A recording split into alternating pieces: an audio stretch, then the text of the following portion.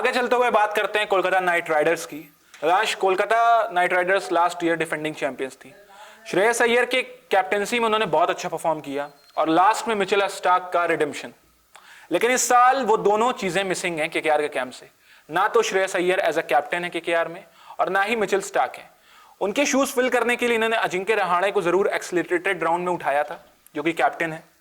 लेकिन अजिंक्य रहाणे क्या वो एबिलिटी प्रोवाइड कर पाएंगे, क्या वो स्टेबिलिटी प्रोवाइड कर पाएंगे केकेआर को? और साथ ही साथ केकेआर ने मिचेल स्टार्क के रिप्लेसमेंट पे स्पेंसर जॉनसन, जो कि एक लेफ्ट आर्म पेसर है और उन्हीं की कंट्री से आते हैं, उनको अपनी टीम में शामिल किया है, जो कि मेरे हिसाब से फर्स्ट चॉइस तो नहीं हो सकते क्योंकि अर्निक नॉर्किया हैं।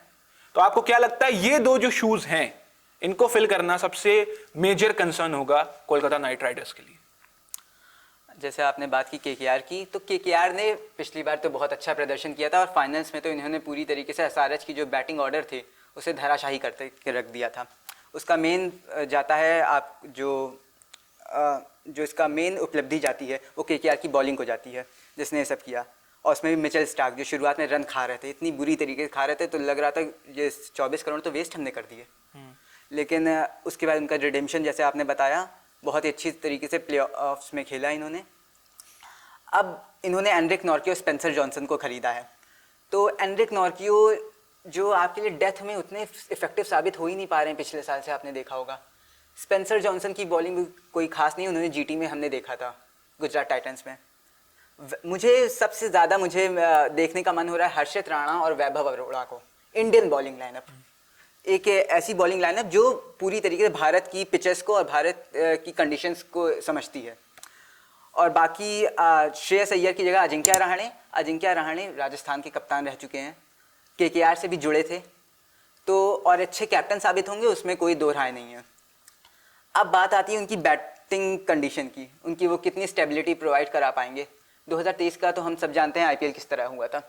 2023 में किस तरीके से अजिंक्य रहाणे ने सीएसके के लिए पूरी तरीके से गेम पलटना शुरू कर दिया था। लेकिन वही बात है, स्पिन जहाँ पे आ रही है, जिंक्स पूरी तरीके से ख़त्म होते दिख जाते हैं। लेकिन वहीं पे अगर हमने अब की बार देखा है, 2024 में खराब सीजन गया, लेकिन अब की बार 2025 में डोमेस्टिक गेम में बहुत ही अच्छा प्रदर्शन किया। और श्रेयस अय्यर का जाना थोड़ा सा खल सकता है क्योंकि आपके पास पहले से एक विनिंग कैप्टन था आपके लिए, तो उसे हटाना हो सकता है कुछ आपके लिए वो जर्क साबित करे आपकी टीम के लिए। देखिए, अजिंक्य रहाणे नो डाउट बहुत बढ़िया कैप्टन है, लेकिन जो सबसे बड़ा कॉन्फ्लिक्ट होने वाला है जो मुझे लगता है वो है कैप्टन बैटर का।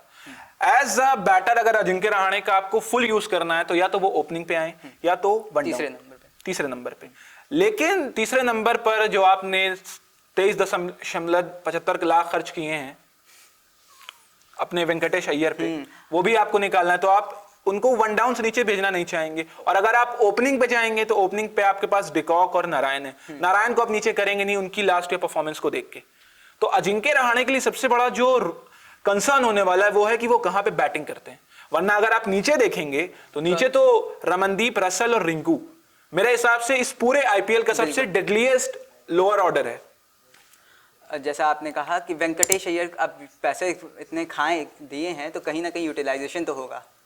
और हमने देखा था 2021 का जो आईपीएल था जिसमें सीएसके विनिंग थी, उसमें वेंकटेश अय्यर ने उस सीज़न बहुत अच्छा प्रदर्शन किया। 2024 में भी बहुत अच्छा प्रदर्शन था वेंकटेश अय्यर का। तो मुझे लगता है अजिंक्य रहाणे को हमें फ्लोटर की एक जगह देनी चाहिए, आए कैमियो खेलें, जैसे सीएसके के लिए उन्होंने 2023 में खेला नंबर 3 और 4 पे। हाँ, बस कैमियो खेलें और फिर चले जाएं, क्योंकि स्पिन उस समय आती है बहुत डोमिनेंट रहती है। उस समय वो बस अपना 100% दें और फिर चले जाएं। कैप्टनसी मेन मुद्दा है। और बाकी आपने रिंकू, रमनदीप और रसल की बात की, तो ये किसी भी कंडीशन में आप पूरा मैच पलटने में सक्षम है। हमने देखा है रसल को कितनी बार, आपने देखा है रिंकू को पिछले 2023 में किस तरीके से यश दयाल को 5-6 छक्के मार दिए थे। 5 छक्के, सॉरी माफ कीजिए, 5 छक्के मार दिए थे। और उसके बाद भी इंटरनेशनल में भी ऐसे प्रदर्शन, बहुत अच्छा परफॉर्मेंस है। और रमनदीप अब तो इंटरनेशनल प्लेयर हो गए, एक लोअर ऑर्डर का एक मॉन्स्टर माना जा रहा है उन्हें। और इसके साथ आपने लवनीत सिसोदिया का नाम सुना होगा, प्रैक्टिस मैचेस में बहुत ही अच्छा प्रदर्शन उन्होंने किया। जी बिल्कुल। तो वही फ्लोटर की एक जगह बच रही है, एक 5वें नंबर पे आए या फिर 4थे नंबर पे, उससे ज़्यादा कोई और जगह नहीं। और रघुवंशी भी तो हैं आपके पास, तो उन्हें आप कैसे एडजस्ट करेंगे। रघुवंशी को मुझे ऐसा लगता है कि रघुवंशी को या तो वो इम्पैक्ट प्लेयर के तौर पे खिलाएंगे, अगर बहुत जल्दी विकेट्स गिर गए तो वो अंग्रेज रघुवंशी को लाके खिला सकते हैं, वरना मुझे नहीं लगता प्लेइंग 11 में इतने फ्रीक्वेंट उनको मौके मिलेंगे। एक जो बहुत ज्यादा बड़ी स्ट्रेंथ मुझे लगती है वो ये है कि केकेआर के 8 ओवर के स्पिन, वरुण चक्रवर्ती और सुनील नारायण, सबसे मुश्किल ये होगा बैटर्स को टैकल करना।